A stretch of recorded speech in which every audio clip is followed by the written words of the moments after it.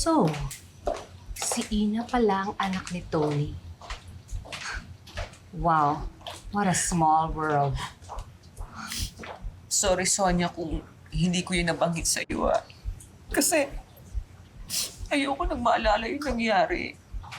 Kasi masakit pa rin sa akin hanggang ngayon yung pagkamatay ni Tony. Pero, totoo bang pinalayas mo sila?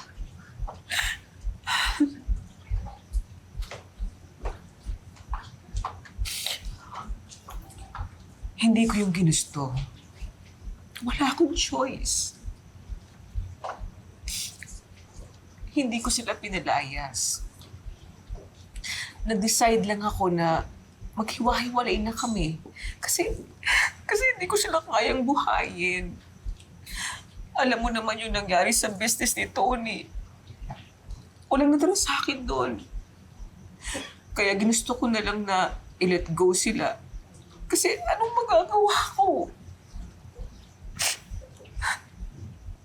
Kaya matindi ang galit sa akin ni Ina kasi akala nila inabandon ako sila. Kung alam lang nila ang pinagdaanan ko after mamatay ni Tony. I have to be strong para makabangon ulit. And I did it. Sana maniwala ka sa akin, Sonia. Don't worry. Naniniwala naman ako sa iyo eh. Pero sinisiraan niya ako kay Madam Aurea. Well, sa ngayon, si Ina talaga pinaniniwalaan niya na. Pero alam mo kung sasabihin mo yung totoo, explain mo yung mga nangyari, baka hindi lang si Mama ang mapaniwala mo. Baka si Ina din.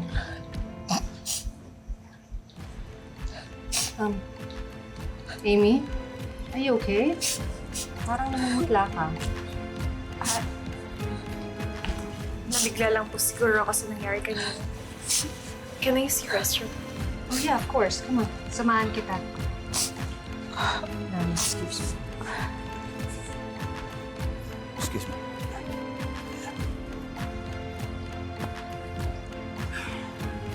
Hindi maganda tingnan sa isang strong and admirable woman ang umiiyak.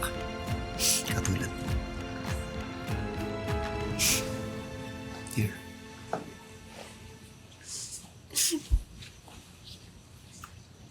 Narinig ko yung usapan niyo kanina ni Sonia. You know what, Lani? Tama si Sonia. And naniniwala ako doon. Naniniwala ako na kapag ang tao walang kasalanan, hindi mo dapat iniiyakan. Charlie. Sorry ha, pero reputasyon at pagkatao ko na ang masisira dito. Kaya paano hindi ako iiyak? Wala na akong mukhang maihaharap kay Madam Aurea. Ibig sabihin nun, susuko ka na agad? Kung ganun na magiging attitude mo, I will be very disappointed. What do you want me to do? Lani, hindi pa kita masyadong kilala, to be honest, no? Pero naniniwala ako na malakas ka.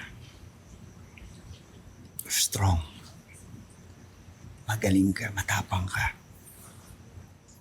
Matalino ka. An intelligent woman. Knows how to get up every time na madadapa sila. Ikaw yun. You can handle this. Huwag lang sasamahan ng pag-iyak.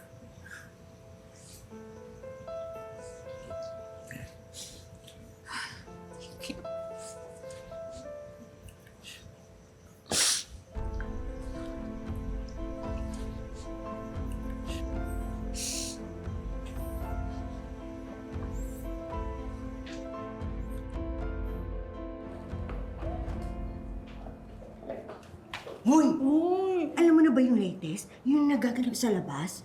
Naku, stepmother pala nitong si Ina at Nono, si Ma'am Lani, nakakaloka! Ewan ko sa'yo, Twinkle, lahat na lang. Ano namang maitutulong nun sa pag-asenso ko? Alam mo, ikaw basag trip ka talaga kahit kailan eh. Basta na. Eh talagang mababasagan kayo ng baso kung hindi kayo mag-focus sa trabaho nyo.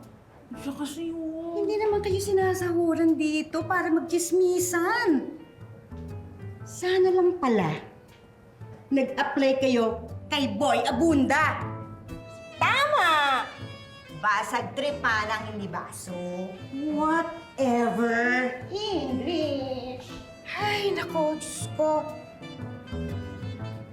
Nakakakonsumit talaga kayo.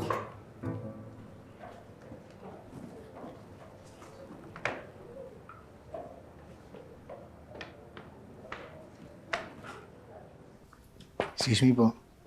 Natutulog na po si Lona sa taas. Salamat, Kuya Alvin. Sising Paula.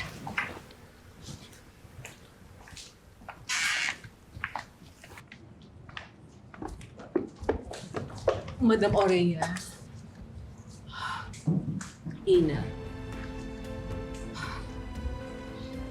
Inaamin ko.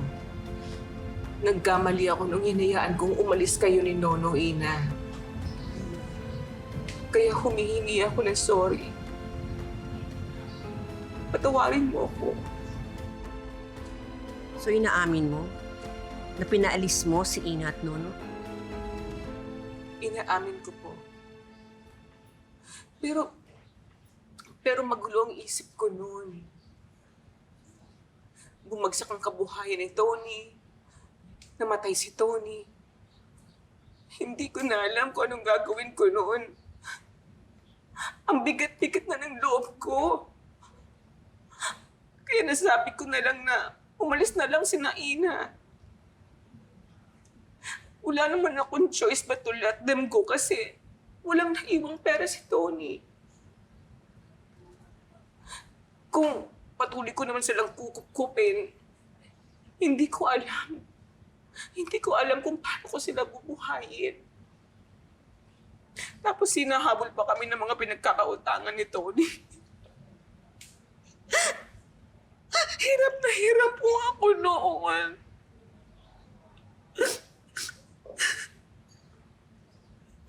Kaya po ba, mas pinili niyong maghirap kami ni Nono? Kaya po nabayaan niyo po kami? I know it's my fault dahil hindi ko kayo iniisip. Kaya nga humihingi ako ng sorry. Wala lang talaga ako noon, kaya ako nagawa yun. Walang-wala? Pero nagawa niyo pong lumipat at tumira sa magandang bahay. Samantalang kami ng kapatid ko, hindi namin alam kung saan kami titira. Hindi nga po namin alam kung may makakain pa kami. Ina, ngayon lang ulit kami nakakabawi ni Amy. Kailan ko lang nalaman na may naiwang lupa sa probinsya yung papa niya at nakapangalan sa kanya. Binenta ko yun para magkapera. Para makapagsimula kami ulit. Kung gusto mo, kukunin ko ulit kayo ni Nono para makabawi ako sa mga pagkukulang ko sa inyo. Di ka na nila kailangan. Hindi nila kailangan ng tulong mo. Simula ngayon, ako na ang bahala kay Ina at kay Nono. Ipaparamdam ko sa kanilang pagmamahal at pagmamalasakit na pinagtamot mo sa kanila.